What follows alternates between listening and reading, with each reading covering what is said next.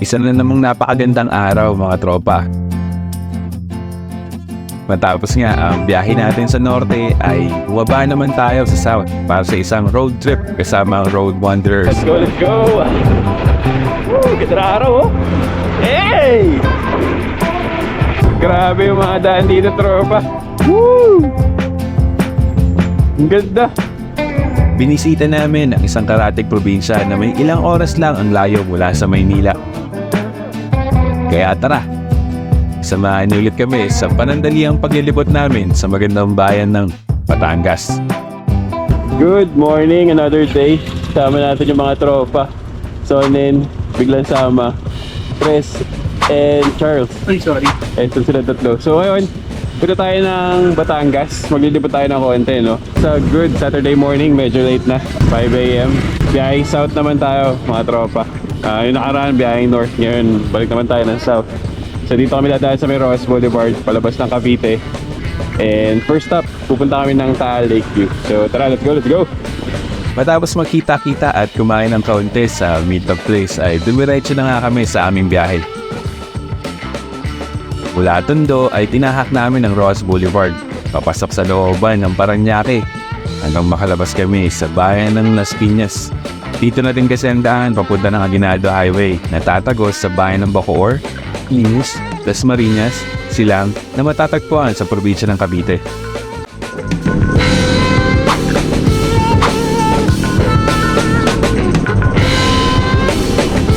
Mga tropa, dito na tayo sa may Silang, Cavite. Pa Tagaytay. So, sabi ko nga, maglilibot tayo ngayon ng Batangas. Ang first stop natin is yung Taal Lakeview dito sa may Tagaytay.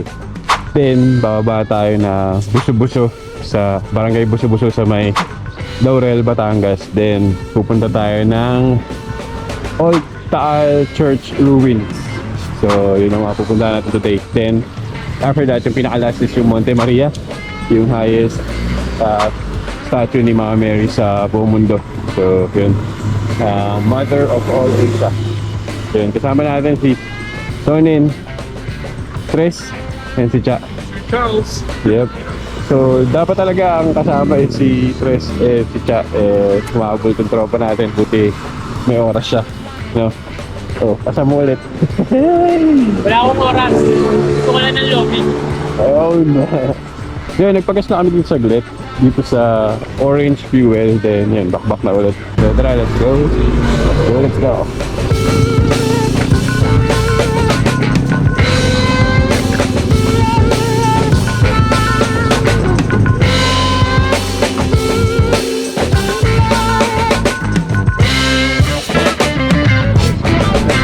Then mga tropa, Tagaytay na tayo, no? Dito na tayo sa may Talisay Road bumaba.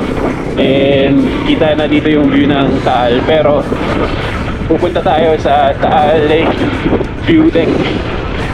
So natin sila tatlo. Woo! Ganda na araw oh! Hey!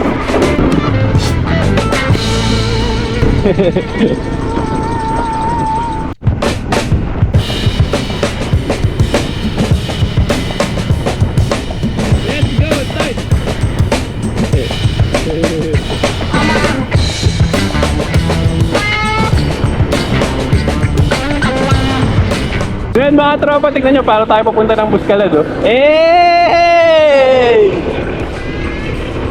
Ang ganda! Grabe kurbada dito.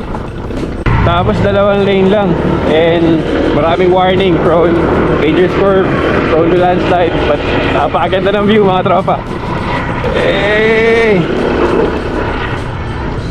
Grabe kurbada. Grabe. Nasa ibang lugar na yata tayo. Grabe yung mga daan dito tropa. Woo!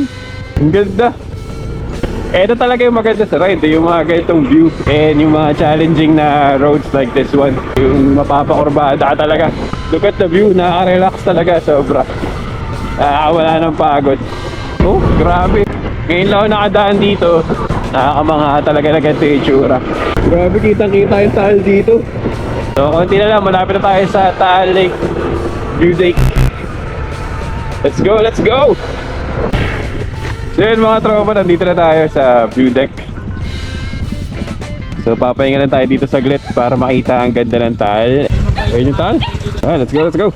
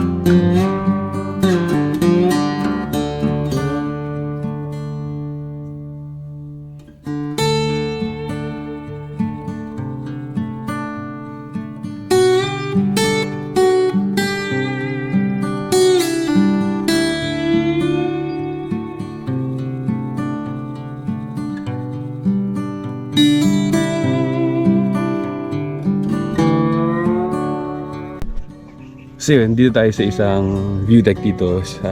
Nagpin lang kami sa Google Maps ng Taal Lake View Deck. So kitang-kita yung Taal dito.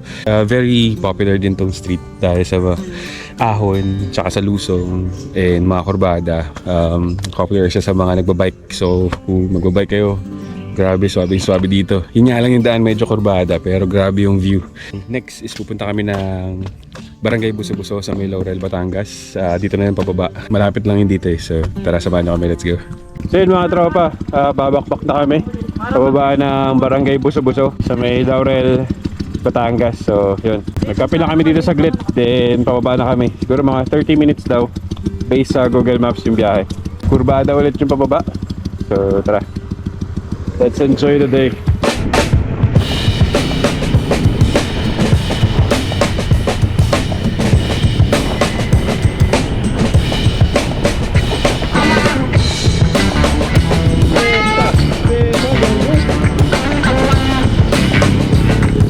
Then mga tropa, dito na tayo sa bayan ng Laurel, Batangas. So malapit-lapit na tayo.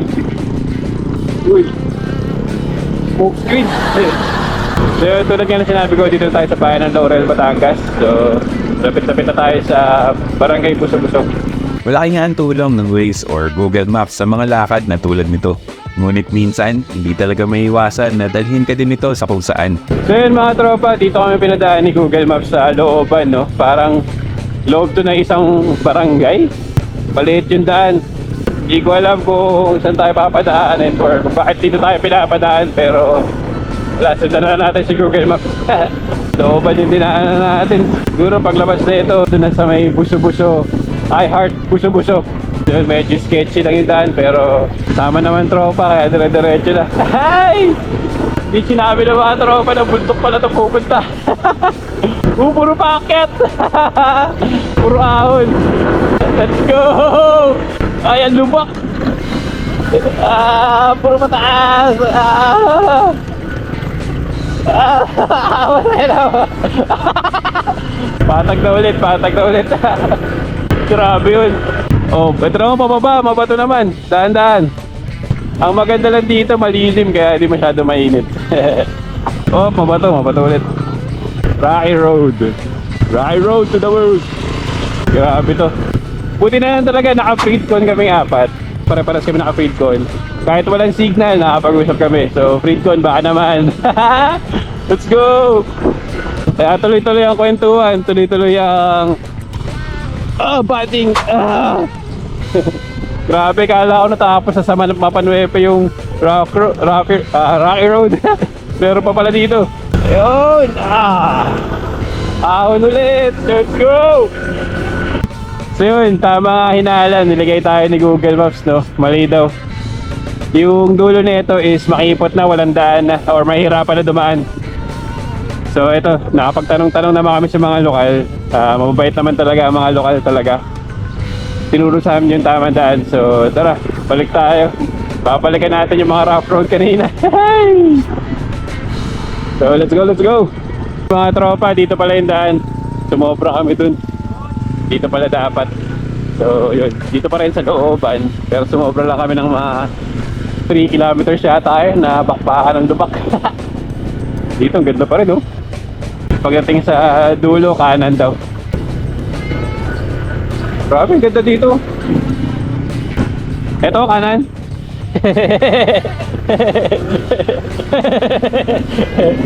Ito, kanan. Dito, kanan. Yeah!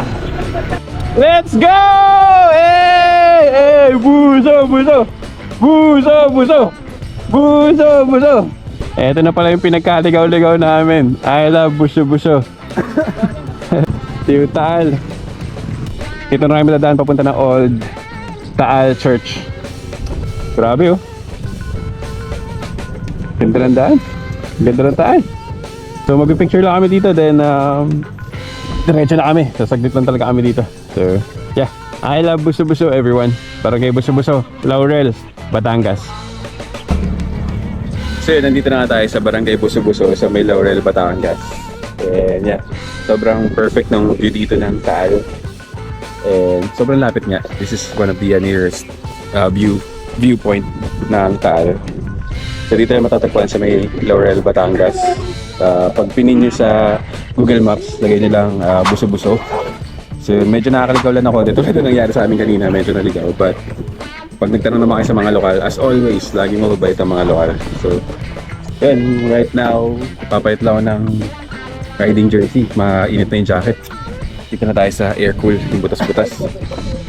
Then bababa na kami ng Old Taal Church. Yun yung bibisitahin namin next bago yung Monte Maria. So samahan nyo kami. Let's go! Yun o, grabe yung view ng Taal dito. Sobrang lapit. Green na green pala talaga siya. Ngayon ko lang nakita yung Taal medyo up close.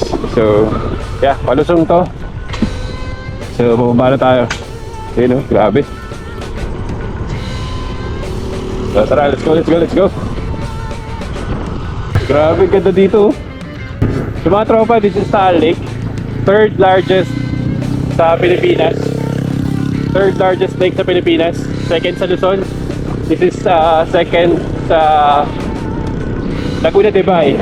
Dito sa Luzon. Pero third siya sa buong Pilipinas. Grabe, sobrang ganda. Iba yung ganda niya pag sa personal mo talaga nakikita eh. Sobrang solid. First time ko kasi pumunta dito sa Taal. Sobrang solid ang lake. So bundok, lake, road. Sobrang solid. So tara, diretso na tayo papunta ng ruins.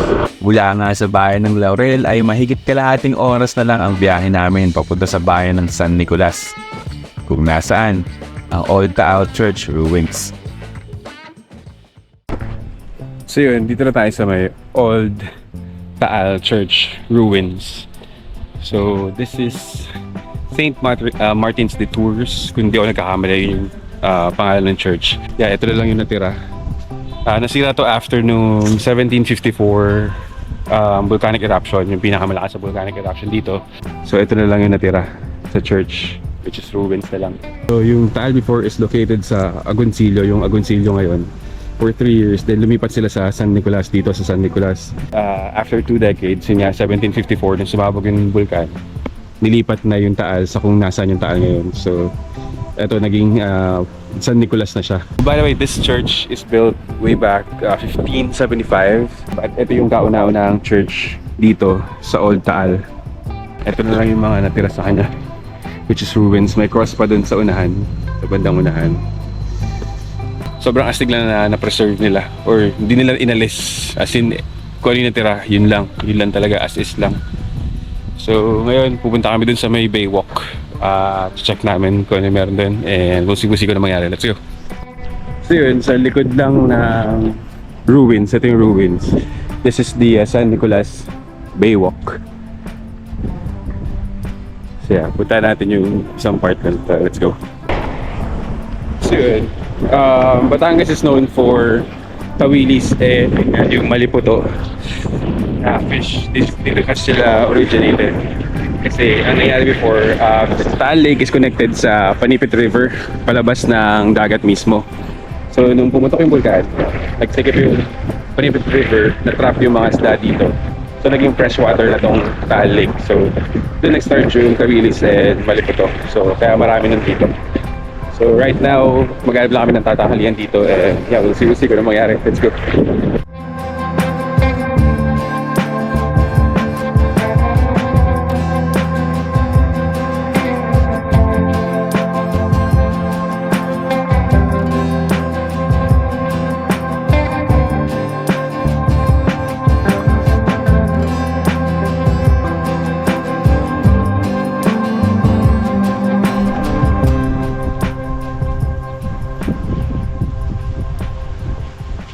Ayun. So yun, dito tayo sa may Dighal, Lomi House, Tapsihan. Dito lang to sa gilid ng ruins. So kung mapapadaan kayo dito, pwede naman kayo kumain dito kala Ate Annie. So ito yung mga prices. Sobrang solid talaga. Pag dito ka kumain sa Batangas ng Lomi, sobrang legit yung Lomi nila. So kung mapapadaan kayo dito, daan na rin kayo dito sa Dighal Lomi House. Sobrang solid, mura ng mga prices. Ewan ko, for me, mura. And napakabait. Hanapin nyo lang si Ate Annie. So from here, pupunta na kami ng... Saan ba tayo punta? Monte Maria. Pupunta na kami ng Monte Maria. Pilgrimage. 1.5 hours biyahe or less than 2 hours. Dito bababa. So, kumain lang talaga kami dito ng breakfast. Late breakfast. Brunch na nga ito actually. Then after Monte Maria, maghanap kami ng kakainan pa doon. Baka mag-swimming, depende sa trip na itong mga to. But we'll see. Let's go. Walang iba kundi ikaw. Salamat sa liwanag mo. Pero po. Kulang hanggan ko dahil ikaw bro. Dahil ikaw Pinsi ng pera ko. Dahil ikaw Wala na. Pasensya na kayo. Wala na pera. Sorry kiddos. Pinsi na lang. Nasa Gcash na lahat. Sorry. Kitang-kita pa rin dito yung talo. Mas maganda siya tignan pag sa sarili mong mata. Babay na Ate Annie, Dighal, Lomi House, sobrang solid. On the way to Monte Maria, let's go! Mula nga sa ruins ng Old Taal Church ay bumiyahid pa kami ng mahigit 1 oras para makarating sa Batangas City, ang capital town ng probinsyang ito. At dito, matatagpuan ng pinakamalaking statue ng Virgin Mary sa buong mundo. Then mga tropa, malapit na tayo. Kitang-kita na yung Monte Maria dito. Ayun o. Ayun o. Hindi ko alam kung nakikita sa camera pero kitang-kita na siya. So less than 5 kilometers away, we'll be in Monte Maria. So let's go. Hey! Mother of all Asia.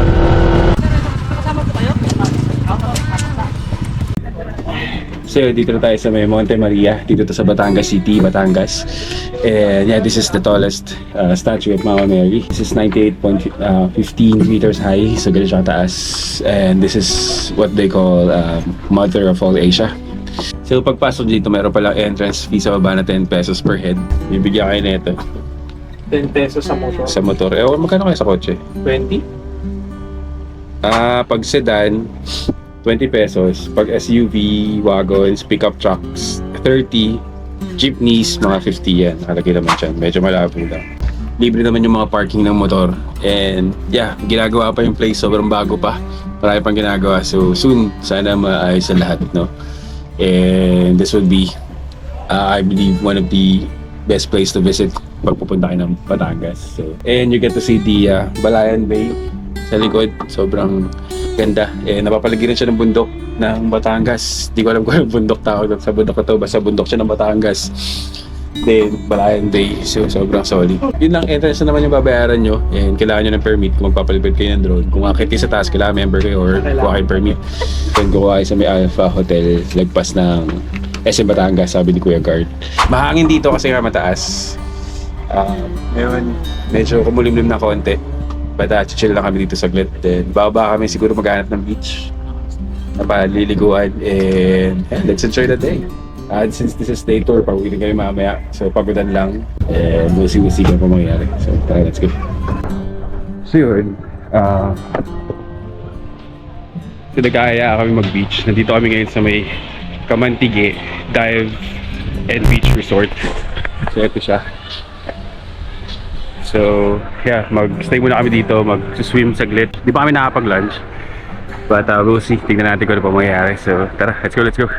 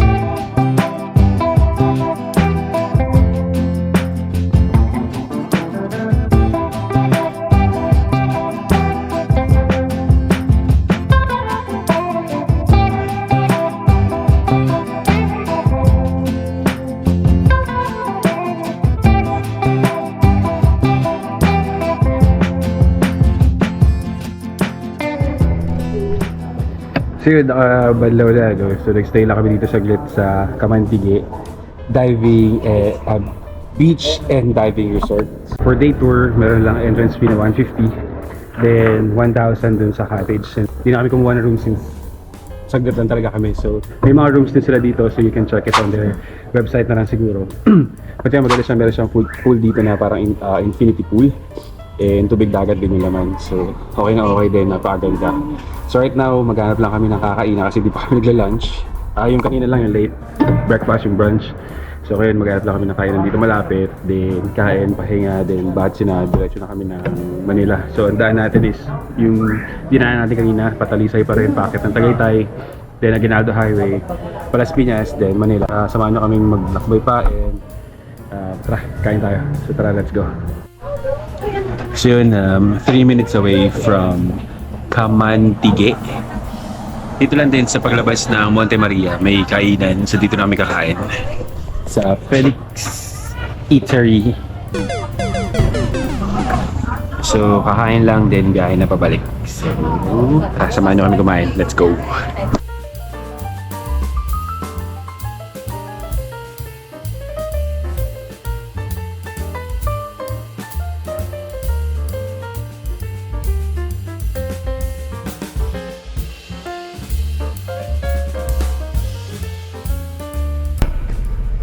So yun, pauwi na tayo mga tropa, no? Kumain lang kami saglit doon kay Kuya Felix. Pauwi na kami ngayon.